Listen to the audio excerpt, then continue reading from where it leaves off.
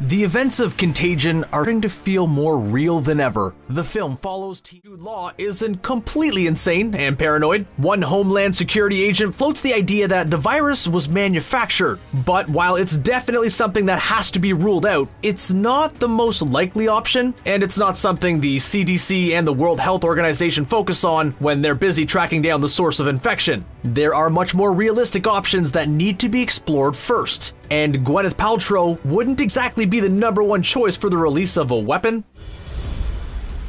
A movie's gotta be dramatic, but you might have missed that, realistically, MEV1 was spreading way too fast for it to have actually infected that many people. A virus needs living hosts to spread from person to person. The people who get taken out by the virus expire very quickly, which means that they have less of a chance of giving the virus to others since they spend a lot of less time out in the world. Of course, a movie's gotta be sped up a little, but in a way, the rate at which the virus progressed would have hindered its ability to become a highly infectious pandemic.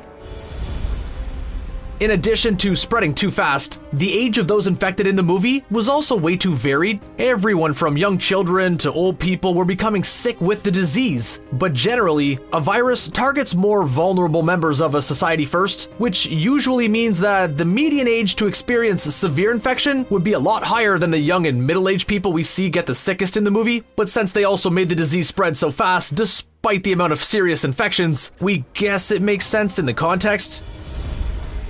This was all caused because the wrong pig met the wrong bat, but you might not have noticed how important climate change and preserving the earth is to how a pandemic spreads. When the bat is infected from his tree thanks to deforestation and then ends up dropping a little present in the pig pen, it's to prove that messing with an animal's natural habitat can have devastating effects. A bat could find its way to a human population without the deforestation, but it certainly doesn't help. It's also definitely not an advertisement for how cleanly they got that right. Their immune systems are better than ours, and they generally sleep in tight quarters all pressed together. This means they can spread diseases without actually being severely affected by them. And since bats like to find tight, dark places to sleep, they really do infiltrate barns and houses, but they often go unnoticed. They are the perfect secret starters of a pandemic, and since bats have been known to carry other human diseases, it's not a reach that they could end up causing a pandemic as big as MEV1.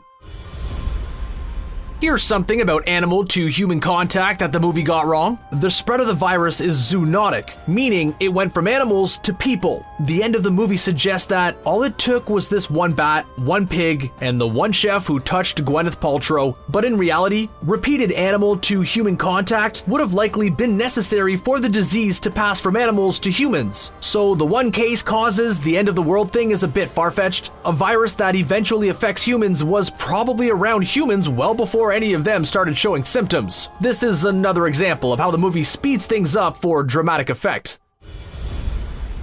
If you were very caught up in the aftermath of the movie's virus, you might have missed how much the movie was telling us to try and prevent pandemics. There's protecting the earth, sure, but there's also just the general awareness that we need to make sure we aren't constantly spreading germs. The close-ups on all the surfaces we touch throughout a day and how we don't take enough precautions with food or wash our hands often enough isn't to be dramatic. It's to make sure we know that paying attention to these things could help stop the spread of a lot of diseases. Even everyday ones like that flu that most of us aren't scared of anymore. It's not about being paranoid, it's about being educated on the impact of our actions.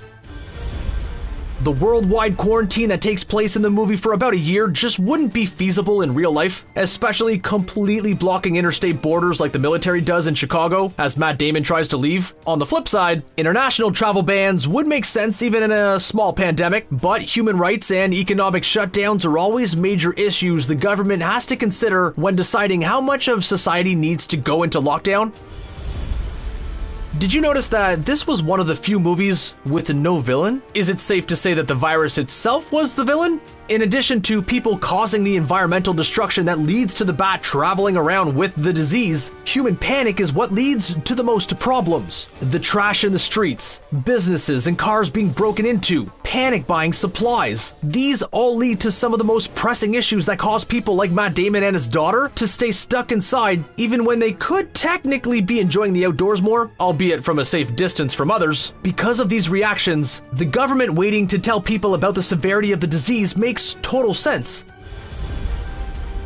What's one of the first things to go when people start panic buying? Purell, of course. As we now know, this isn't any different from reality, but realistically, washing our hands often is just as effective as sanitizer, and we should be staying home anyway. A magical place with magical charms indoors. Meaning that hand washing is super accessible. In addition to hand sanitizer, the people in the movie go for things that might be needed if the entire world shuts down, like flashlights and batteries galore, even if these types of products are rarely what's needed in a quarantine and are more useful for a natural disaster.